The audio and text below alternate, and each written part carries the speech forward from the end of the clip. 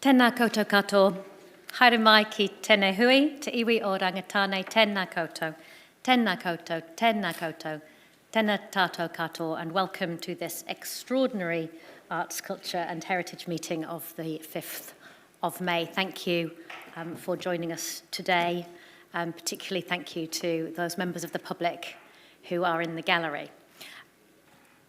This meeting is being recorded and will be on the Council's website. The meeting's also being live streamed on the Council's YouTube channel. The health and safety requirements of the Chamber are displayed on the screens. If you'd like to make yourselves familiar with those, I will just draw your attention to the last bullet point there that says, please report any near misses or incidents to the committee administrators, which are to my right. The first item on our agenda this afternoon is to take apologies. I'm not aware of any. And there are no notification of additional items and no declarations of interest, which moves us straight through to item 4, which is public comment. Grant O'Donnell is going to give public comment this afternoon. Grant, if you'd like to come forward and take a seat, I know that you're familiar with the process.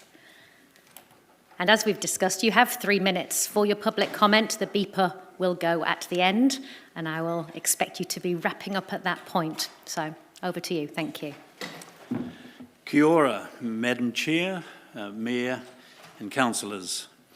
This has been a challenging process for all of us, generating considerable heat and only a little light. We now have the final officer's report, many statements in which would justify a more comprehensive response. The report makes the point several times that the submissions against the proposal are not supported by evidence. We said the same thing about the original review and now say it about this report. But I refer you to our point-by-point response to that review, which you have, in which we refuted Council's claims and requested that evidence to support the claims be provided. It never has been. The only measurable data provided by Council is the claimed savings. As you know, and contrary to the statement in this report, we showed the method of calculation was flawed. But now, in paragraph 4.7, we are told that the savings aren't really a determining factor in this cost-effectiveness analysis. So I remind you that the reason given by Council for the 17A review was our request for additional funding. And more surprisingly, we see in paragraph 4.11, Council officers foreshadowing a request for additional funds if they take on the operation. Setting aside the tone of the report and other concerns, including the scant regard for HR issues and the Council's failure to obtain a conservation report, which is your responsibility, it throws up 2 major matters. First, it fails to include in the schedule of risks for option 2 the potential loss of public representation and engagement. It does attempt to mend this by reference to the hope that a Friends of Culture Birch group could be established, while pointing out that it hasn't been done before. Secondly, after all that has gone before, the report suddenly raises the issue of the manager's catering contact, potentially raising inferences regarding the manager's honesty. Had the officers attempted to engage with the manager for the background to the contract and details of the current operation, it is unlikely this would be an issue. It's not an issue to the auditor. The manager has not been given an opportunity to respond. In any event, the report fails to acknowledge that the board and manager have themselves flagged to Council a future review of the business model to meet Council's goals. Council has recommended a change. The onus of proving the benefits of the change, therefore, falls on Council. Given the possibility of a death sentence for the Trust, the standard of proof should be beyond a reasonable doubt. We think a close and careful analysis of everything that has been put before you will show that the claimed benefits are unproven and at best uncertain. Detriments are more likely. The case for change has not been made out. Thank you. Thank you for your comment, Grant.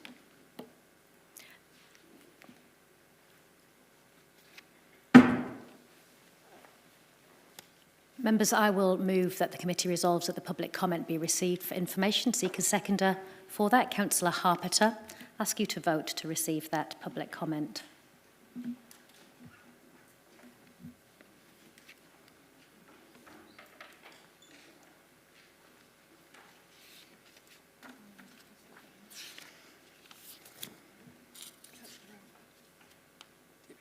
The Deputy Mayor, have you voted?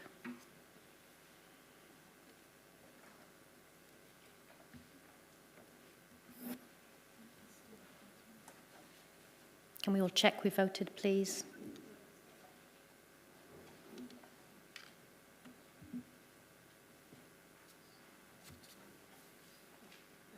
Carried unanimously, thank you. Move to item 5 on the agenda, which is our substantive business today, the deliberations report on the Section 17A review of Carcher Birch House, which is presented by Julie MacDonald, Strategy and Policy Manager. Over to you, Julie. Kia ora koutou, councillors. I just have a few comments to make before I'm happy to answer questions about the report.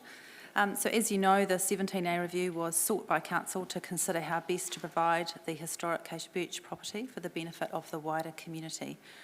The submissions process has shown that the people who are most connected to the property feel very strongly that the status quo is the best model of delivery.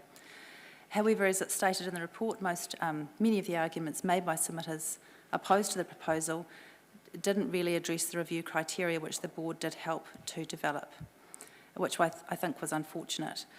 Some information provided in favour of the status quo by submitters in fact supported the proposal itself, for example by pointing out the onerous reporting requirements for the board and the dependence on 1 or 2 individuals for service delivery. As explained in extensive detail, apologies for the length of the report, with reference to the criteria, the recommendation remains therefore that the most effective provision of Carcher Birch House would be through an in-house delivery model.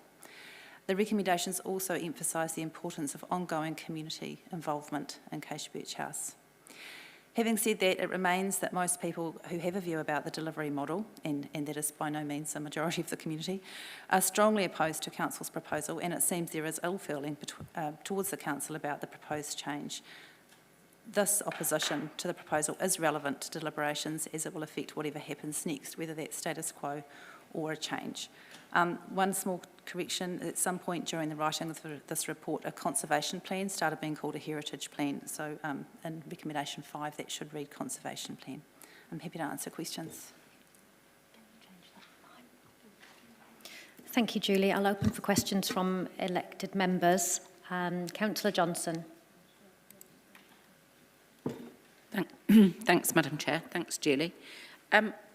My question's around the community and civic engagement, so from 4.8 of the report.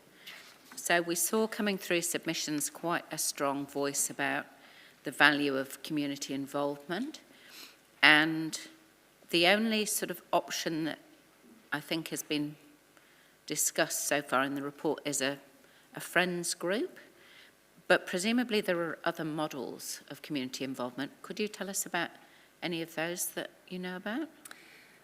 Or we should be aware of, I suppose. So I guess in this report, the Friends, I think it's called Friends or similar type group is discussed as really just making sure that councillors are aware that the proposal is that there be some reasonably formal involvement of such a group.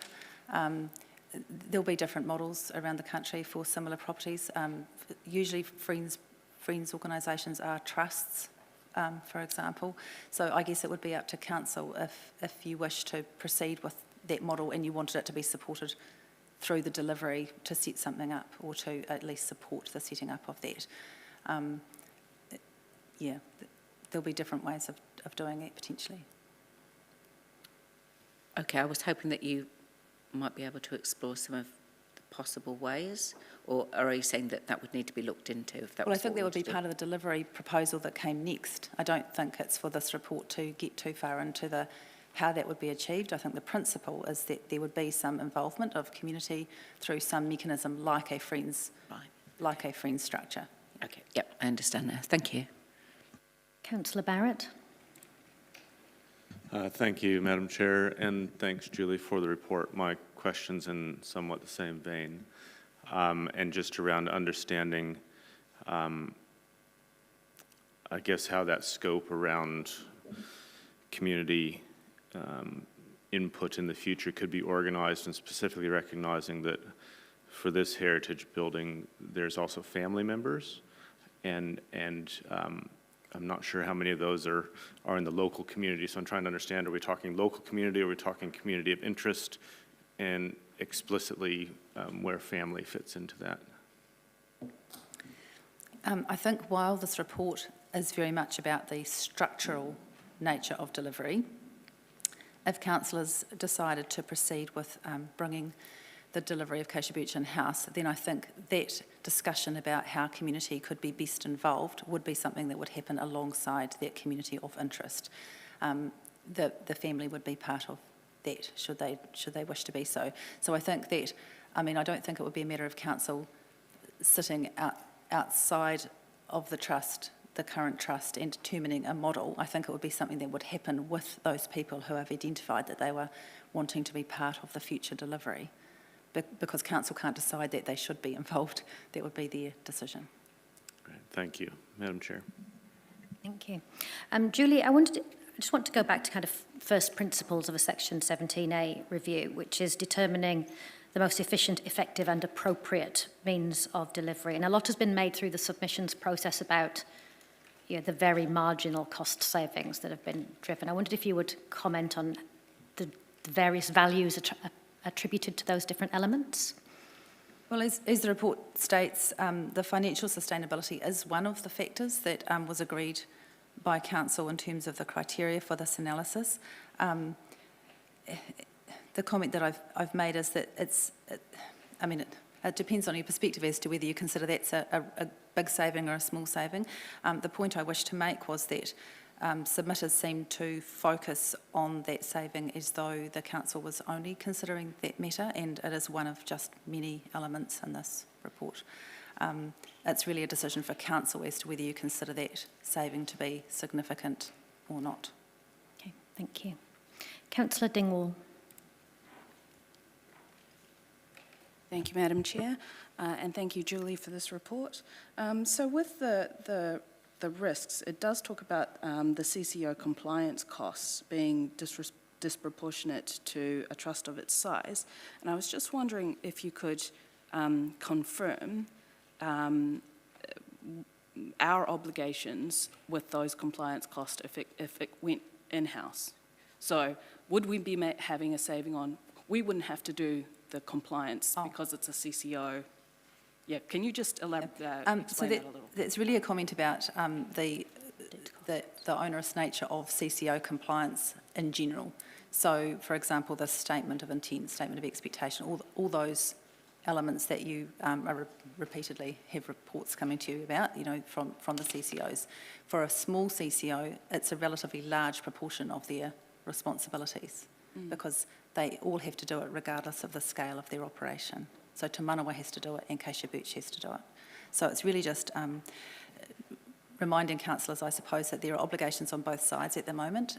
For example, the analysis of those documents that come through from the CCOs require a great deal of staff time to look at and analyse, and so I guess the workload on both sides is part of the consideration. And so if it came in-house then, we'd be able to cut out quite a lot of that compliance time and energy and There wouldn't be the same administrative tasks because it wouldn't be a CCO. There'd be different management responsibilities. Yeah, so there'd be different management responsibilities, but if it came in-house, I guess in terms of like our staff time, would it be taking up as much of our staff time because we wouldn't have those reports?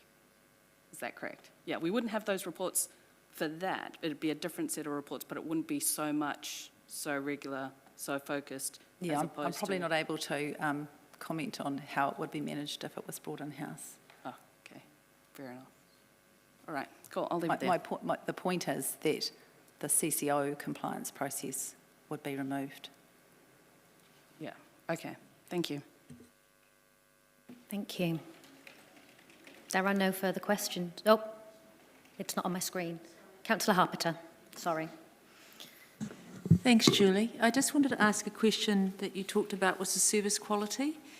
So looking at 4.20 and onwards, so you did talk about there being some contradiction with the board and with your findings. I just want you to just expand on that a little bit.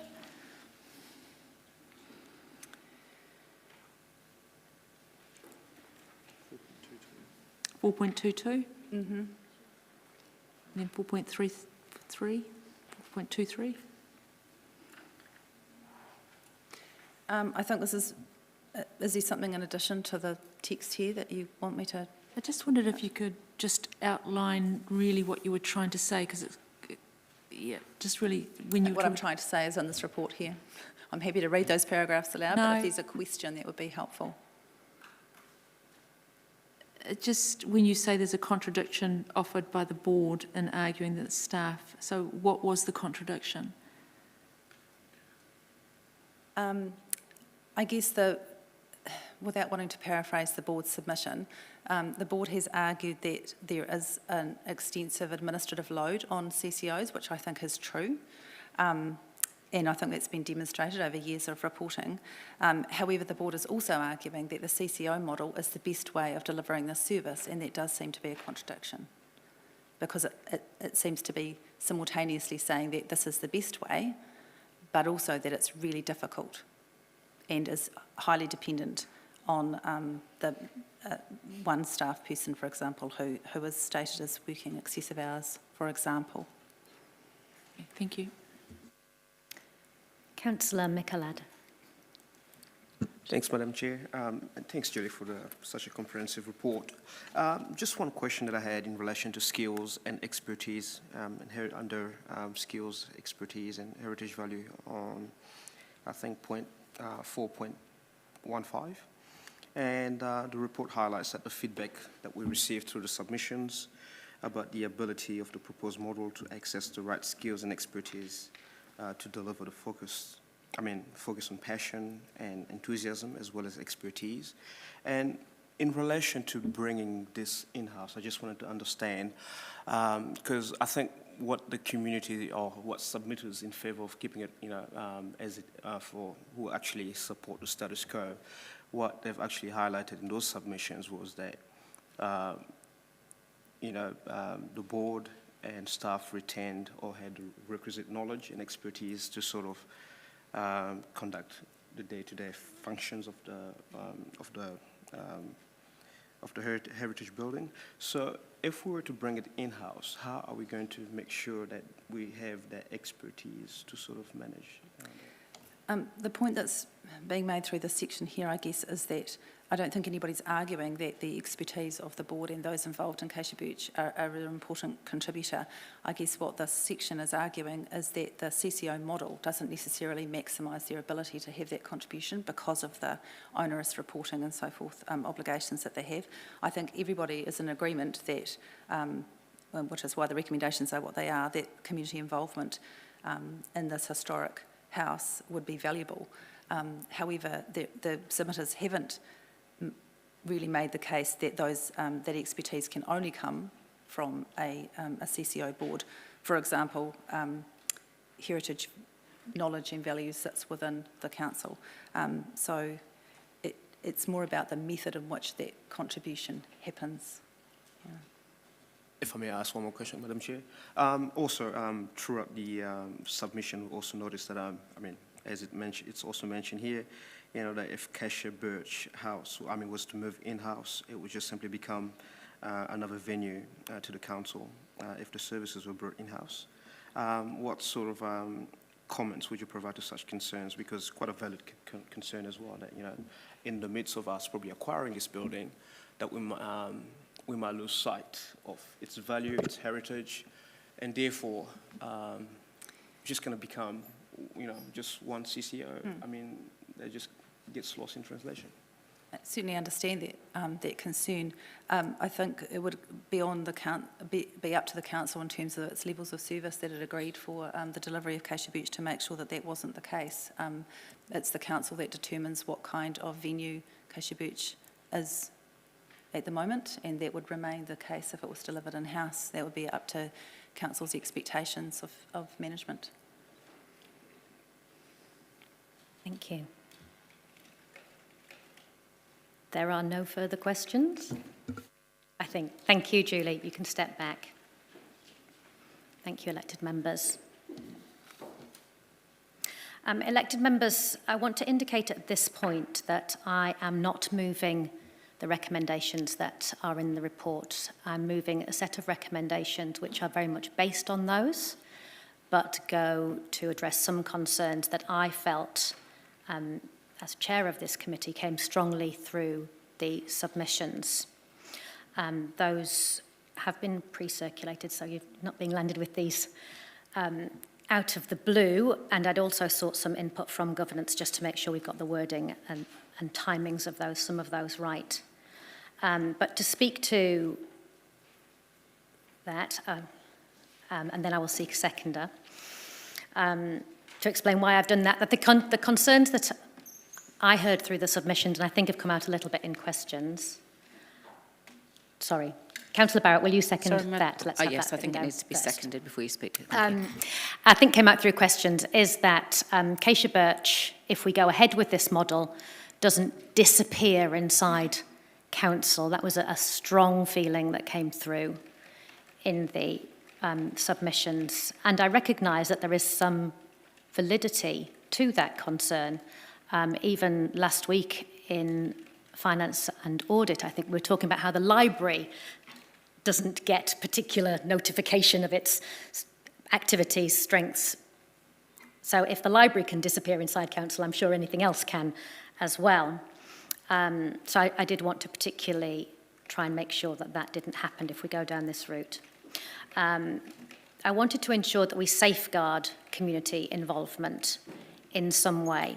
And in the questions, the officers talked about, we don't really know what that might look like at this stage, but I don't want us to lose sight of the importance of that and of the value that we as a community have received from having strong community involvement through the Trust Board over the years that they have been managing Couch Birch House for us.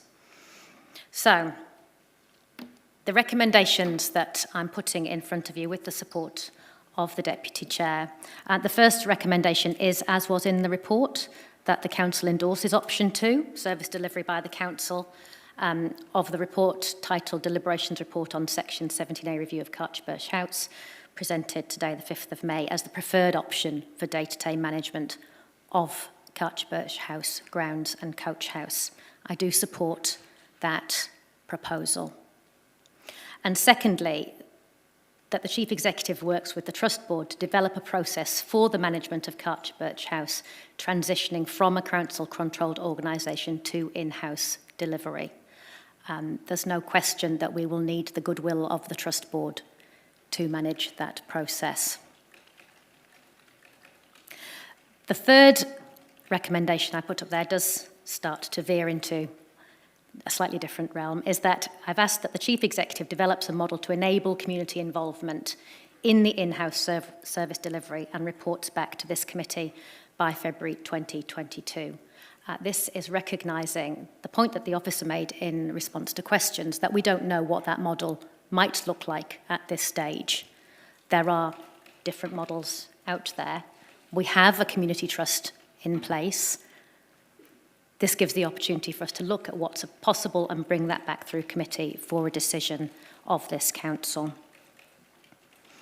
The fourth recommendation builds on the recommendation that was in the officer's report, that the Chief Executive develop an operational model, but I've added in there for annual reporting to be reported back to this committee. I'm very concerned that Couch Birch doesn't disappear inside a council, and I think an annual reporting model is the most appropriate way of achieving that.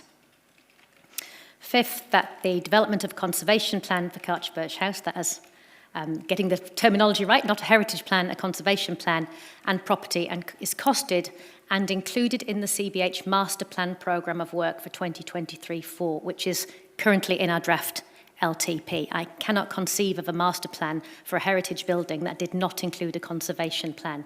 So this seems to me sensible to refer that to that piece of work, and that would also be reported back to this committee in line with that piece of work in June 2024, should this committee still be in existence at that time.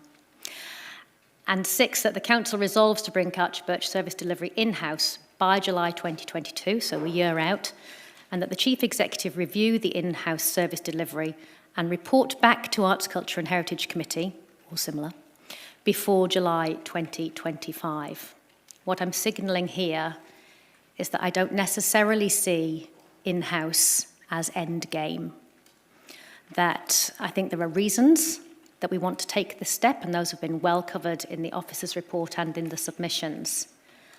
But I was interested by some of the submissions, particularly from Paul Rieger, I think, who's talked about the different options that are out there for community involvement in this service delivery or for commercial involvement.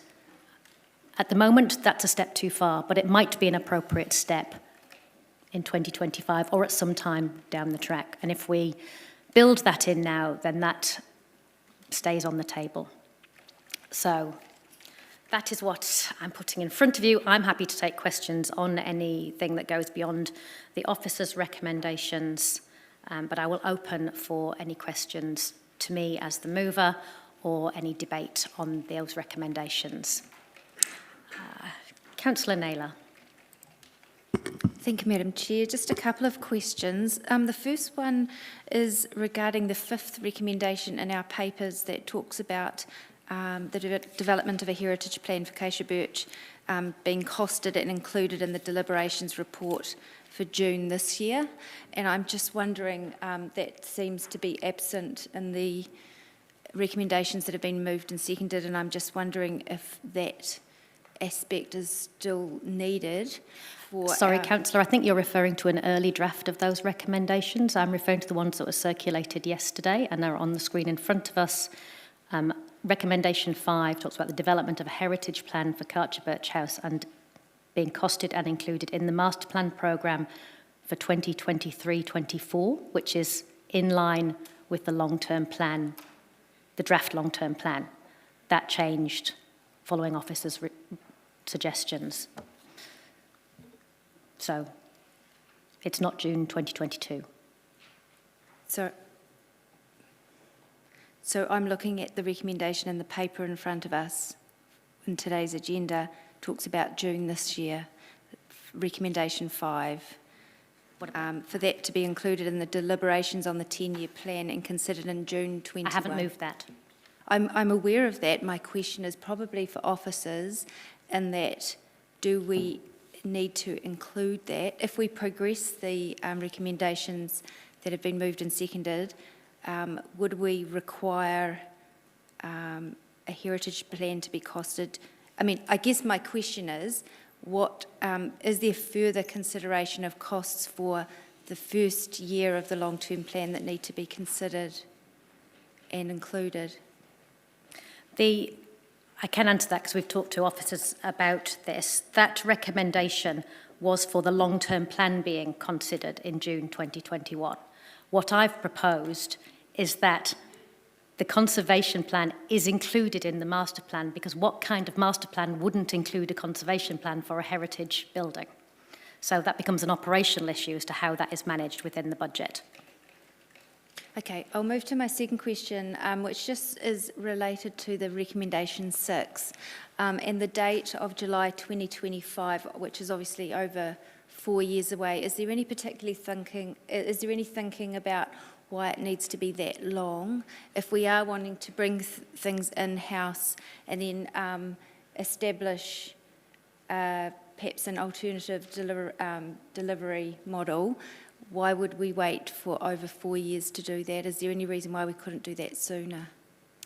My thinking was that it's actually only 3 years, because it won't be in-house till July 2022, and the review would need to have something to review. So I was imagining that that would be a couple of years of delivery, and then that final year to do a review and write a report and bring it to council before July 2025. So to me, that seemed a reasonable time frame. Okay, thank you. Councillor Johnson. Thanks, Madam Chair. So I have a question about recommendation 6 on the screen. Is that the second part about the Chief Executive review the in-house service delivery and report back, is that not effectively just baking in a Section 17A?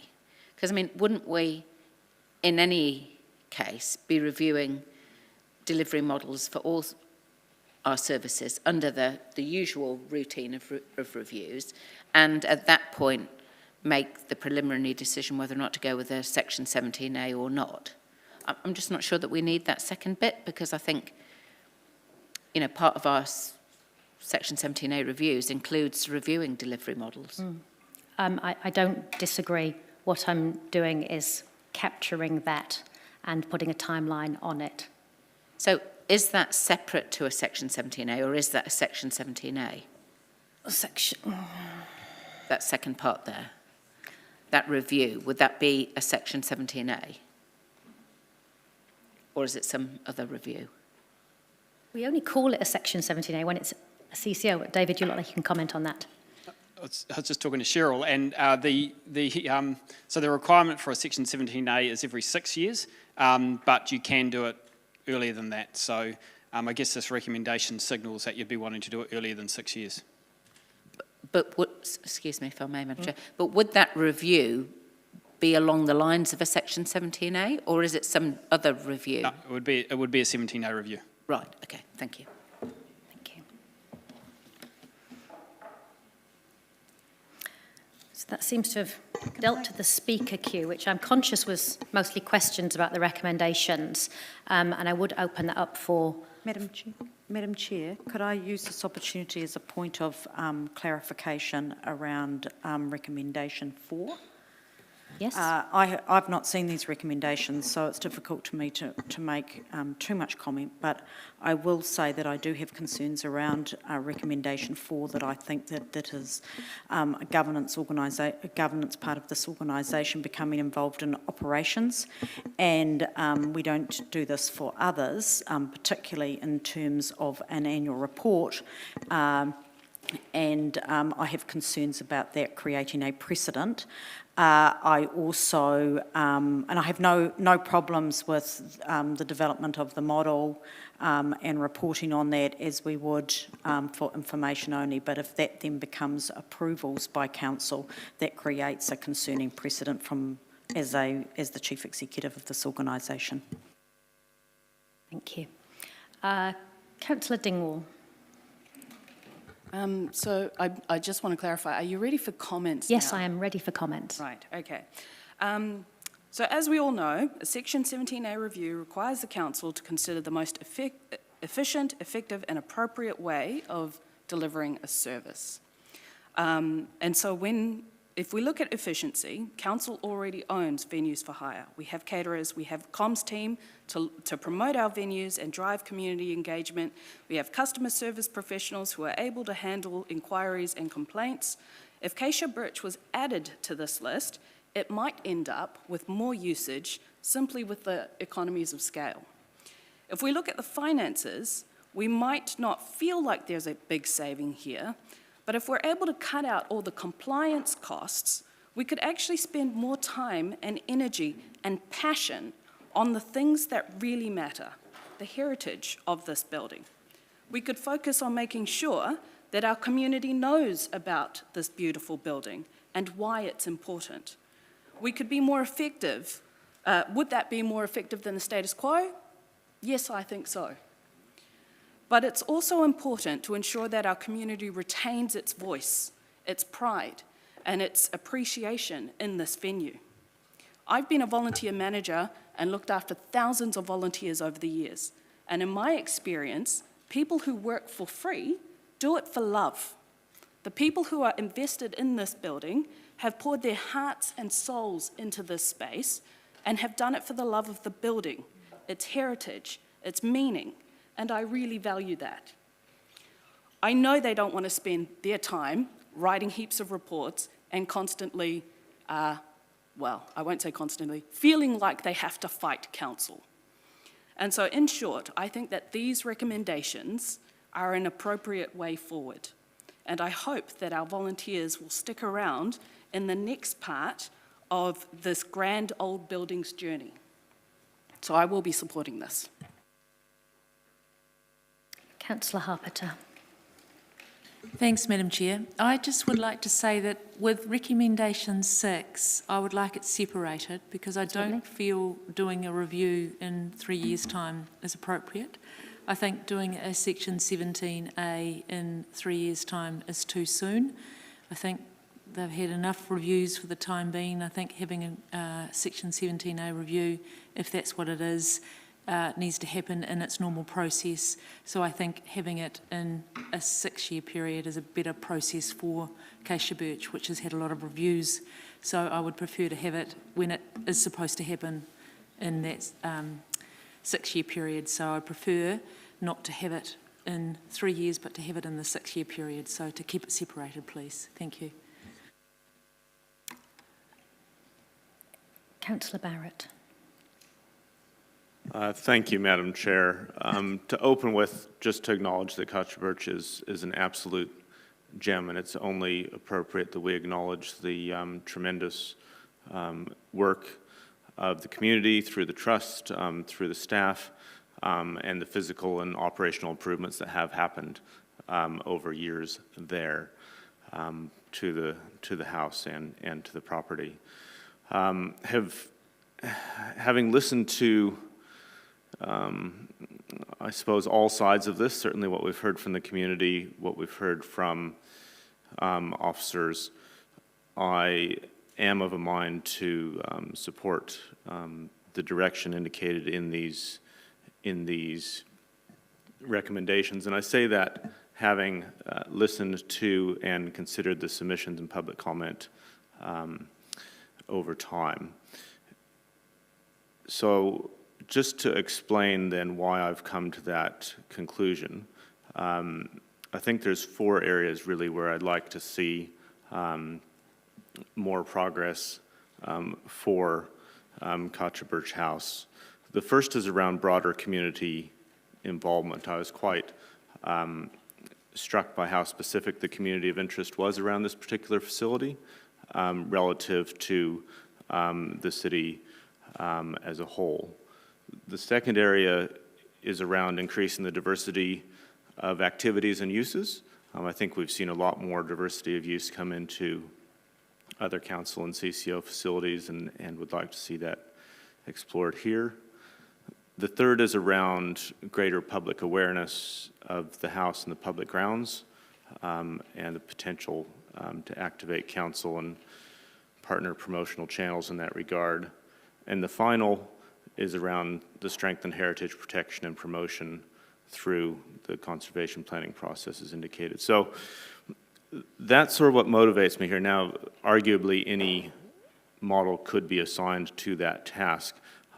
In my view, we should give council the opportunity to pursue this. I think that the board and staff have been doing their best within the constraints they face, and I think we could look at perhaps a less constrained future by adopting this new direction. I feel that the package of recommendations that sit here in front of us now give us quite a high level of comfort that we can both look after the future of Acacia Birch House as well as ensure that there is good community input and visibility in a way that delivers best to the community at large.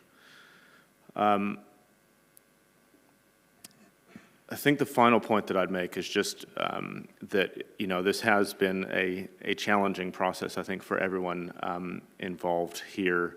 And I'd certainly ask that as we move forward on this, regardless of however the vote goes and however we end up moving forward, that we all do our best to set aside any personal frustrations with how things have developed and really keep the future of this house and property at the center. All of us in this room and in the wider community are only stewards for a moment, and this is our moment to be that steward, but this is a house that's already got 125 years of heritage in it, and I hope that it has many, many more years, and we all need to be working together to achieve that, Madam Chair. Thank you. Mr. Mayor.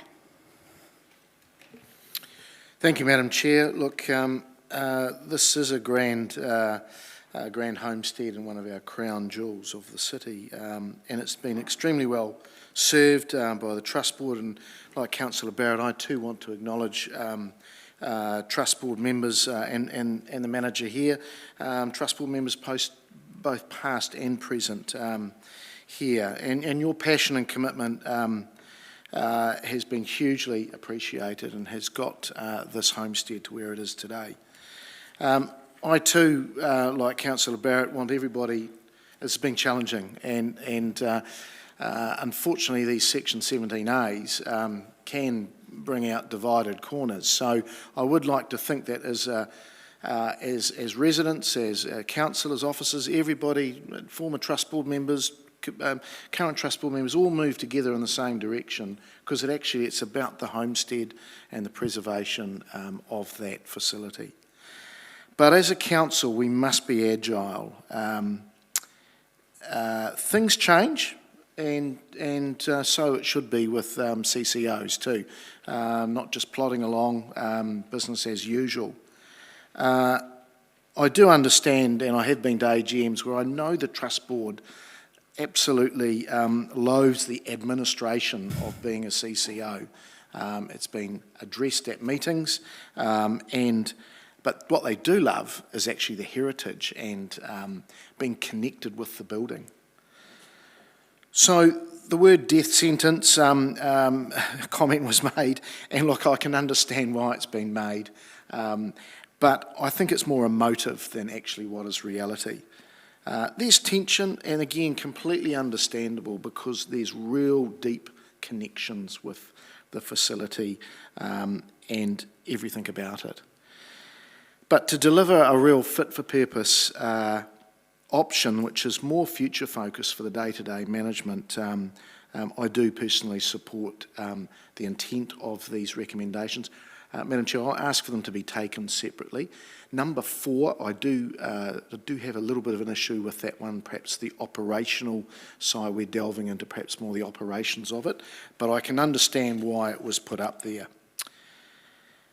So I do support them with some conditions, that there is a public voice. We don't want to lose that public voice, that public connection. And look, we've spoken about whether that is a Friends of organisation, but also that the Trust Board is not wound down. It's got to be supported, and perhaps that's with a slightly newer focus. But again, time will tell. That there is a heritage or conservation plan, and that is included in any future management going forward. And I do support a look at in 3 years, because we are making some relatively significant changes here. But I do think there's a win-win here for everybody. Council can do the heavy lifting. Councillor Dingwall spoke about the scale of our organisation, the connections which we can bring, which are probably not put into reports, but we know they're real. And also that the Trust Board could possibly play a newer role, if they wished, around the heritage side of this facility. So in summary, I do think that, again, I acknowledge the commitment, the passion of everybody that's been involved with this building, but I do think we've got to move on. And I believe that that we would be better served if Acacia Birch did come in-house, at least for the next 3 years, to understand what is the real opportunity and benefits for this fantastic crown jewel of our city. So I will be supporting 1 to 5, but I'm signalling that I won't be supporting 4. Thank you. Thank you, Mr. Mayor. There has been an amendment to recommendation 4 come forward, and Deputy Mayor, you're in the queue to speak, so I'll hand to you for that. Thank you, Madam Chair. Yes, I'd like to move an amendment that we delete "to be reported to Arts, Culture and Heritage Committee by February 2022. And this is just largely because the The recommendation itself is a good one to ensure that we do have a operational model for in-house delivery. And I have every faith that actually the Chief Executive would do this anyway because of the significance of the decision in front of us. The issue I have with it is the level of bringing a operational reporting into the council chamber. It is not our usual practice. It's not something that we do with other services within the organisation. We don't do this with our conference centre, we don't do this with libraries, we don't do this with other aspects. And that doesn't mean to say that we don't have operational plans for each of those services. So I absolutely support the intent of the specific recommendation capturing that plan, but I don't support bringing operational reporting into the council chamber for sign-off at that level. And so my amendment is just tidying that up to still ensure that it's captured, the direction is given to the Chief Executive, but that we are still keeping governance and operations separate. So I will take any comment on that amendment, and I know you might have been in the queue before for the substantive, so we'll look to the amendment and then vote on that separately. So Councillor Barrett, is your comment on the amendment? Thank you, Madam Chair, and thanks to the Deputy Mayor for speaking to this proposed amendment. In, I suppose, normal circumstances, I would be absolutely in line with what the Deputy Mayor is suggesting. The rationale for me around having this revisited by the committee is that we've had a tremendous amount of input from the community into this process and concern about transition arrangements and ongoing voice for the community, et cetera, in something that is ultimately a community asset. And so I would like us as council to have an opportunity not to meddle, but to understand what is going to happen regards operation of this facility, and I think that's appropriate to give us that opportunity in February. Councillor Dennison on the amendment? No, I'm on the queue to speak. I'll leave you for more generally. substantive. Thank you. Councillor Naylor on the amendment. Thank you, Madam Chair. It's actually really a question on the amendment, which I understand the intent. However, the first part of that recommendation talks about an operational and annual reporting model. So if there isn't to be anything reported to a committee, what would the annual reporting, where would the annual reporting go, and what would the intent of that part of the recommendation be? Thank you, Councillor. The reason that I just sort of left it as it was is because the Chief Executive already reports to us on a regular basis around the operations of the organisation, and so I'm sure that through many of those reporting channels that already exist, this could be woven into that. So I didn't see the need for a separate aspect. Yep. Thank you, that's helpful. Councillor Butt on the amendment. Thank you, ma'am. Same kind of question. When we move away from the CCO status, and if CCO was there, we were getting reports. So who would be reporting in case if we remove this option? The Chief Executive.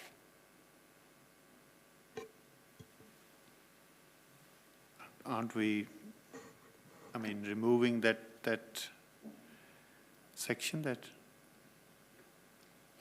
Could I ask the Chief Executive to comment on? Can I just add something to that? I imagine that we would be reporting on this performance as we do with our finance, through finance and audit on our quarterly reports and also in our annual report. So I would think that, which is a public document, so I think, as are the quarterly reports, so I would think that those would be well covered actually once we're operational. Remembering this is not to be operational until July 2022. Okay. Right. Thank you. That was helpful. I think, speaking on the amendment, I won't support it. The intention of having that reported was to flush out exactly these kind of issues as to how reporting would happen. I think we're all very well aware of the extensive reporting that goes on from this operation. The point is here that we've brought in-house an operation that's previously run externally with very specifically agreed key performance indicators through this chamber. And how will we know what success looks like if we don't maintain some of those similar measures? And there will be no guarantee of that if we never know if the reporting becomes part of our normal reporting. What I'm saying is this isn't normal. And so I would like to see that report come for noting, particularly around that reporting model. Councillor Harpiter to the amendment. Yes, it's a question, if I may, through the Chief Executive to the Chief Financial Officer. Would this just be just like a normal budget line report? Yes, effectively. Because it's an operating budget line, so it would be a report that could come through your office that would be for these operating. Yeah, it would be part of the regular quarterly reporting that comes. It would be identified as Cassia Birch, so we could still know what was happening with it. Is that what we're trying to we're trying to clarify what would happen? We could have some specific KPIs that relate to Cassia Birch if that's what the council wishes to have, and include that as part of the quarterly reporting. Clarify that, CFO. How would you know that's what council wished to see if that doesn't come back to council to decide that's what we wish to see?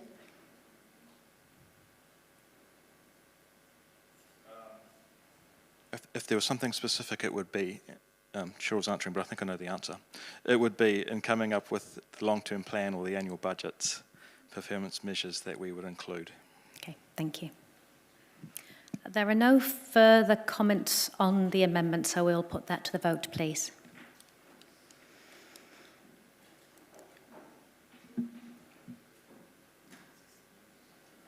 On the amendment, that bit be deleted.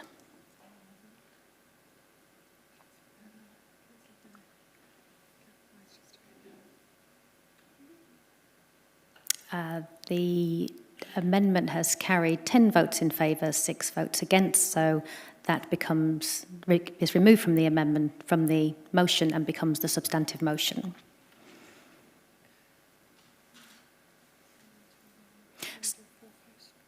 Sorry? No.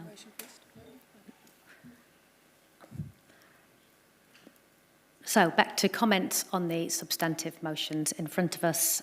And Councillor Dennison, you're in the queue for that. Thank you, Madam Chair. In similar lines from the Mayor and Councillor Barrett that have expressed consideration of this process and are comfortable moving forward with an in-house service delivery, but wanted to acknowledge those that have played their part to get to this point.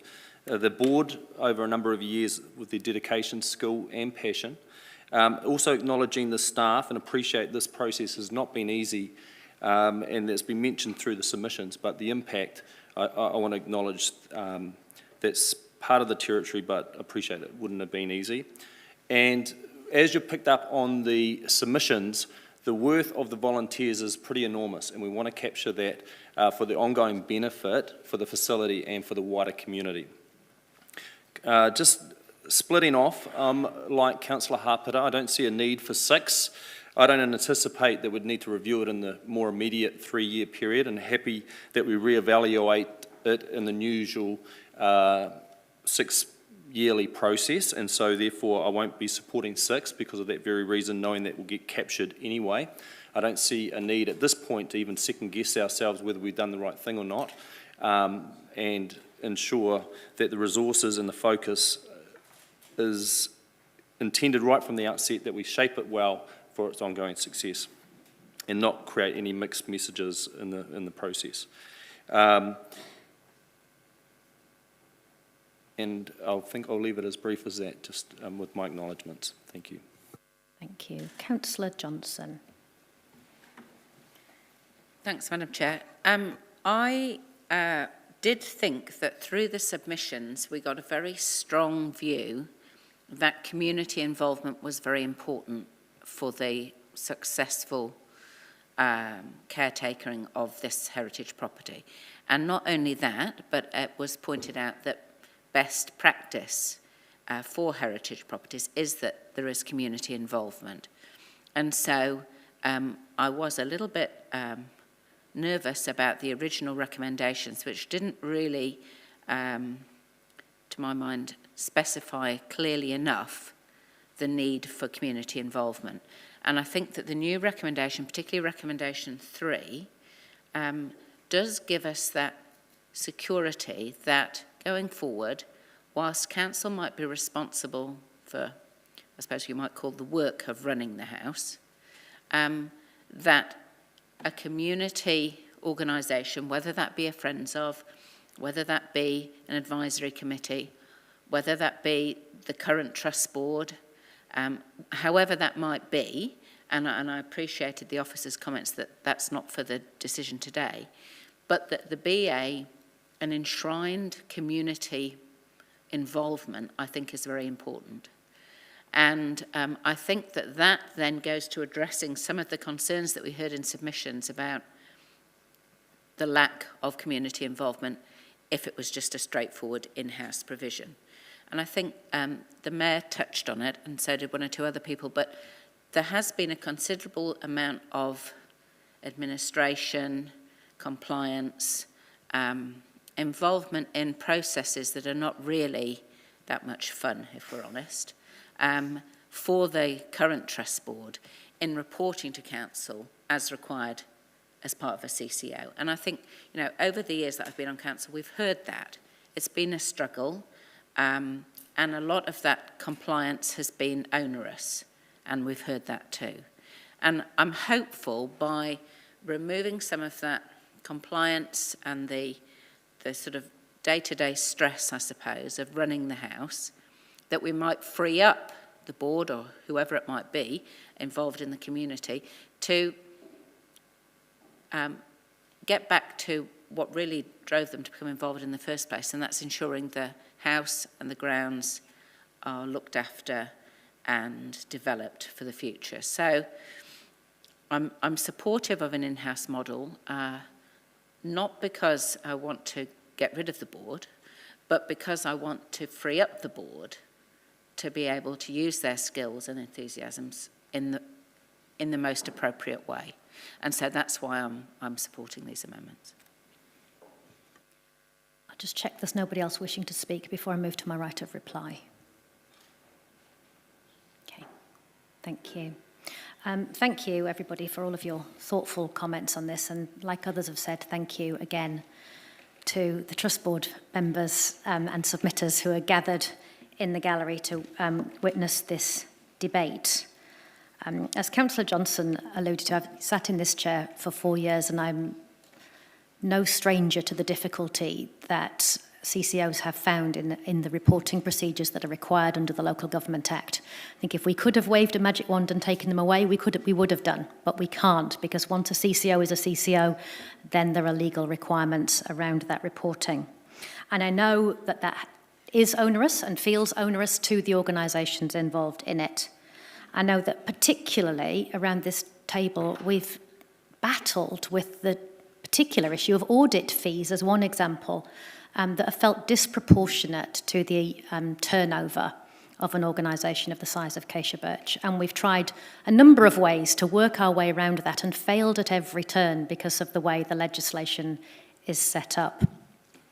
And so for me, it comes down to how do we best enable the future success of this heritage building, which is so important to our community. And having listened to all of the submissions and read all of the paper submissions on this, I feel convinced that the in-house model is our best way of doing that. One of the submitters made the comment, which I noted at the time and thought was very wise, that it's easy to do appreciation, but it's harder to ask the difficult questions. And that is one of the challenges with all of our CCOs, is that of course we want to be supportive and we want to demonstrate the appreciation that we're here through our community for the work that they do. But sometimes that makes it difficult to ask the difficult questions and to progress that in this quite intimidating environment. The Section 17A process isn't perfect. It's a long way from it, and it's been difficult, as other members have alluded to. But I feel like we've got to where we've got to because we've listened to our community. In terms of the model going forwards, I'm also encouraged by our wild base model, which does provide a model of a facility that council owns and operates and works alongside a very successful community trust who are involved in the operations, fundraising, community involvement of that facility. I feel like we can do this internally in council and that we will do a great job of it. I just don't want to lose sight of that. I think this is too important and too unique. We need to keep our eye on it, and I'd hope that the recommendations as a package enable us to do that. So as we move to vote on those, I just want to check, Mr. Mayor, did you still want 4 separating with the amendment having taken out the reporting back? I think there's some other members that might want to separate the last one as well. Yes, the last one I'm suggesting we split into 2 parts because the first half is about when we would start operating that, and I don't want to lose that. So you want to take the 6 separately, one by one? Yeah, just 6 separately. Just 6 separately. Okay, so we'll vote on 1 to 4 to start with that. I've moved those, seconded by Councillor Barrett. 1 to 5, sorry. 1 to 5. I have read them already, so I don't think I need to do that again.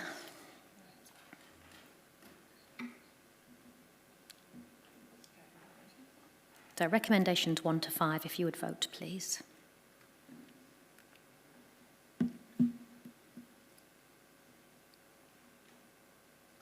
Carried unanimously, thank you. And then we'll move to recommendation 6, which did have 2 parts to it. So I'm suggesting that we separate the 2 parts of recommendation 6. First, we'll vote that the council resolve to bring the Karcher Birch service delivery in-house by July 2022. So we'll take that first half separately. And then the second half, that the Chief Executive review the in-house service delivery and report back before July 2025 is a separate item.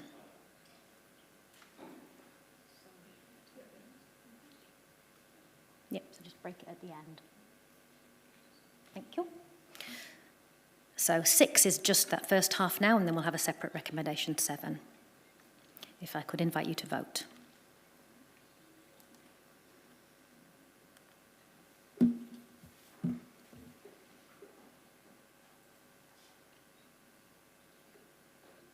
That's carried unanimously. And then the second half of that, which is now recommendation 7, that the Chief Executive review the in-house service delivery and report back to Arts, Culture and Heritage before July 2025. And I'll invite you to vote on that element.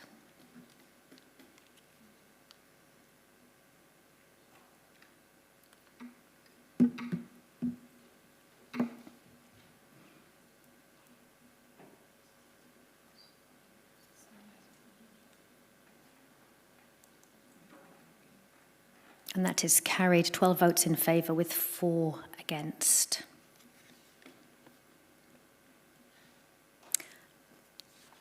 That concludes the consideration of that item and our business for today. Nō reira, ngā mihi nui kia koutou, e ngā mana, e ngā reo, tēnā koutou, tēnā tātou katoa. Thank you.